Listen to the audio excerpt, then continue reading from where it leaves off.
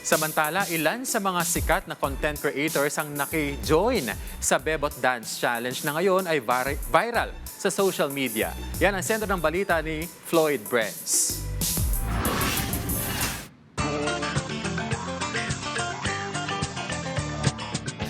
Muling gumagawa ng ingay sa social media ang kantang Bebot ni Apple Diap na inirelease sa taong 2005. Pero this time, may kasamang sayaw at iba't ibang eksena.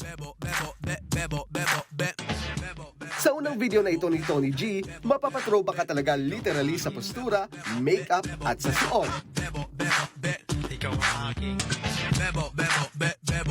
Ang peg naman ni Sashna, isang bebot sa kanto, with peg panahawak ang soft drinks.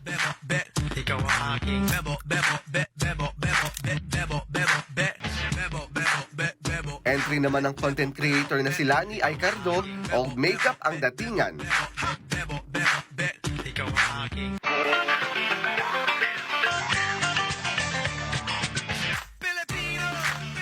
Si Fujiko naman, hindi nagpatalo sa kanyang bebot. May pawagayway pa ng bandila.